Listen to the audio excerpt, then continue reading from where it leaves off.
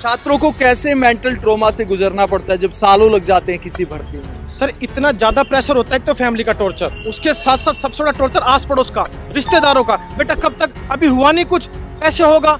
कितने साल से पढ़ रहे हो, अभी कुछ बात नहीं बनी, हर दिन पेपर लीक। क्या सरकार उस पर एक्शन नहीं लेना चाहिए? चुनाव में एक वोट गलत हो जाता है तो हल्ला मचा देते हैं। हर जगह आपके पोस्टर लगे, 2 करोड़ नौकरी देंगे, 2 करोड़ नौकरी देंगे। मैं कह रहा हूँ टोटल 2 करोड़ नौकरी नहीं दे पाएंगे पूरे 10 साल के कार्यकाल में। और सरकार अगर ऐसी नहीं जागी तो कहते हैं ना, जिस दिन युवा क्रांति आएगी, जिस दिन युवा क्रांति आएगी वो आंधी तूफान की तरह आएगी, वो सुनामी को पीछे छोड़ देगी।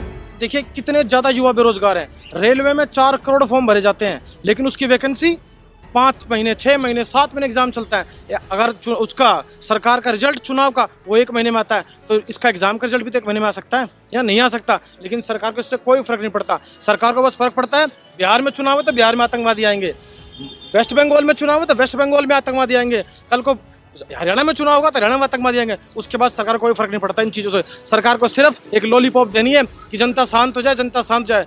युवा भड़कता है तो एग्जाम का रिजल्ट दे देंगे। एसएससी का भी रिजल्ट आया थोड़े दिन पहले, क्या उसके मार्क्स नहीं दे सकते? ये मार्क्स तो ऑलरेडी अपलोडेड है। ये सरकार कर क्या रही है? अपलोड कर दे मार्क्स? नहीं, मार्क्स कब देंगे? 3-4 महीने बाद, जब बच्चा सोचेगा 2020 की तैयारी करूं या 19 की तैयारी करूं। बच्चा ऐसे पागल होता रहता है।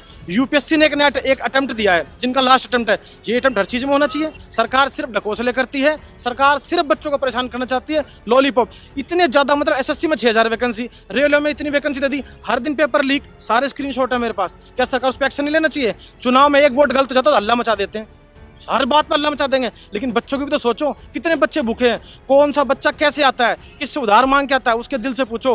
वो एक 4000 के कमरे पीजी में रहकर जो रोटी मिलती है उसको खा लेता है। उसके मन में रहता है खाना अच्छा नहीं है, खाना अच्छा नहीं है, खाना अच्छा नहीं है। लेकिन फिर भी शायद कल अच्छा हो, शायद कल अच्छा हो। लेकिन वो वैकेंसी ही कम हो रही है तो कल अच्छा होगा कैसे? तो जो डिजिटल इंडिया की बातें होती हैं, आत्मनिर्भर भारत की बातें होती, भारत की बातें होती, तो क्या वो हवा हवाई है? डिजिटल करने का मतलब तब होता है जब आप उस चीज के लिए तैयार हो। पहलवान जब भी पहलवानी करता जब वो मजबूत हो। कहने से कोई पहलवान नहीं बन जाता। अगर कहते हैं डिजिटल इंडिया, अरे आप बच्चों को पहले काबिलियत तो दो। डिजिटल स्कूल बना दिया, उसकी फीस कौन भरेगा? फीस भरेंगे तब जब हम रोजगार होंगे, हमारे बच्चे तो वहाँ जाके पढ़ेंगे। हमारे पास रोजगार नहीं, तुम स्कूल कितना भी हाईटेक बना लो, कितना भी हाईटेक बना, हमारा बच्चा जब जाएगा तो हाईटेक का उसका फायदा ही क्या सर? जब पेट में रोटी होगी तब आदमी बोलता है, तब खाता है। पेट में रोटी नीचे कपड़ा, उसको 50 लाख का सूट पहना दो, अच्छा नहीं लगेगा उस पर, वो झुका हुआ चलेगा ऐसे ही। छात्रों को कैसे मेंटल ट्रॉमा से गुजरना पड़ता है जब सालों लग जाते हैं किसी भर्ती में? सर इतना ज्यादा प्रेशर होता है, एक तो फैमिली का टॉर्चर, उसके साथ साथ सबसे बड़ा टॉर्चर आस पड़ोस का, रिश्तेदारों का। बेटा कब तक, अभी हुआ नहीं कुछ, ऐसे होगा। कितने साल से पढ़ रहे हो, अभी कुछ बात नहीं बनी। क्या हुआ? हर एक बच्चा अच्छे से अच्छे घर का और बुरे से बुरे घर का। इस मोदी गवर्नमेंट के सर हमने लट चलाई, इसको वोट देना है। लेकिन इसने बच्चों के साथ इतना ज्यादा अन्याय करा, इतना ज्यादा अन्याय करा, उसकी कोई लिमिट नहीं है। सिर्फ मुद्दे क्या है? राम मंदिर, संसद भवन, राम मंदिर। अरे उससे होगा क्या? मैं कह रहा हूँ भाई, राम मंदिर, मैं हिंदू, मैं जय श्री राम 1 करोड़ बार बोलूंगा और नॉन स्टॉप बोलूंगा, पर मेरे युवाओं भाइयों के लिए रोजगार दो, वैकेंसी दो। अभी किसान आंदोलन में आपके पास पुलिस नहीं थी, सारे डीसीडी खड़े कर दिए। पुलिस की भर्ती कर दो ना, पुलिस की भर्ती कर दो। कितने युवा हैं, जाके देखो आप सुबह निरंकारी ग्राउंड में कितने बच्चे दौड़ मारते हैं, कितने बच्चे दौड़ मारते हैं। कंपटीशन का लेवल, मैथ का एसएससी का पेपर होता है, बच्चा 200 के 200 नंबर लाता है। कॉन्ट्रैक्ट पे भर्तियां की जा रही हैं, मतलब अवसर कम हो रहे हैं। कॉन्ट्रैक्ट बस सर, अवसर है ही नहीं, अवसर कम नहीं है ही नहीं। इतने ज्यादा बेवकूफ आप देखो ना, जाके किसी भी वैकेंसी में देख लो, किसी भी वैकेंसी में देख लो। अब हर जगह आपके पोस्टर लगे, 2 करोड़ नौकरी देंगे, 2 करोड़ नौकरी देंगे। मैं कह रहा हूँ टोटल 2 करोड़ नौकरी नहीं दे पाएंगे पूरे 10 साल के कार्यकाल में। जो ने भी मोदी किया था क्या? नहीं, हाँ, मैंने जब इनको 2014 के इलेक्शन में मैंने खुद मोदी को वोट दिया है, मैंने खुद मोदी को वोट दिया। शायद कुछ चेंज अच्छा हो, क्योंकि कहते हैं ना सर, पड़े पड़े तो पानी भी सड़ जाता है। मुझे लगा कि शायद 70 साल से कांग्रेस गवर्नमेंट है, कुछ चेंजेस आएंगे, बट कुछ चेंजेस आएंगे। लेकिन सर इसे बोलते हैं डायरेक्ट हिंदी में विश्वासघात। और विश्वासघात का सबसे बड़ा एग्जाम्पल विभीषण का है। विभीषण ने साथ तो राम भगवान का दिया, कहने को राम भगवान है, लेकिन उसका नाम आता है घर का बेदी लंका ढाए, वो भी बुरा। ऐसे ही था, साथ तो हमने भगवान मान के दिया, लेकिन घर का बेदी लंका ढाए। इसने हमारे साथ ही ऐसा कर दिया। ये क्या तरीका है? उसने भी साथ तो भगवान का दिया था, भगवान का साथ देने पे उसको make in India, skill India वगैरह का कोई असर नहीं है क्या? Make in India, skill India sir जब होगा ना, जब एक भी युवा कह दे कि हाँ भाई मुझे नौकरी है, इस गवर्नमेंट में नौकरी है, इस गवर्नमेंट में यूथ में हर यूथ खुश हो, जनता खुश होगा, हाँ भाई सरकार ने हमें नौकरी दी है, इस सरकार ने नौकरी दी है। कोई तरीका ये डेमोक्रेट चीजें? ये डेमोक्रेट तब होता है बच्चों की बात करी जाए, बच्चों की बात सुनी जाए। मैं नहीं कहता 5 करोड़ नौकरी दो, अरे 20 लाख फॉर्म भर जाए, 10,000 तो नौकरी आनी चाहिए सर। युवा आपके गवर्नमेंट में युवा ही काम करेगा। इस भाई को नौकरी लगा दोगे 50,000 में कॉन्ट्रैक्ट पे, इसके मन में डेली रहेगा आज हटा देंगे, कल हटा दे, आज हटा दे, कल हटा दे। तो ये करप्शन क्यों नहीं करेगा? भाई कल हटना तो आज सारे इकट्ठा कर लूं पैसा, मैं कल का पता नहीं मेरा खुद गई। ऐसी तो होता है, आदमी क्या सोचता है भाई परसों मरना है, आज ही खा पी के तैयार हो ले। और क्या चीज़ है। तो एसएससी की भर्ती में आपको क्यों लगता है क्या क्या दिक्कतें आती हैं छात्रों को? पहली बात तो सर टाइम, एसएससी वैकेंसी नहीं है, चाहे रेलवे हो एसएससी हो, टाइम बहुत ज्यादा। एग्जाम फॉर्म भरवा लिया, अब पता नहीं कब एग्जाम होगा, कोई मतलब नहीं है। तो भैया अपने चुनाव का भी टाइम कर दो ना कि भाई 2019 में चुनाव होना है, 2025 में रिजल्ट आएगा जी, तब तक गवर्नमेंट ऐसे फैली रही इधर उधर, करते रहो अपने काम।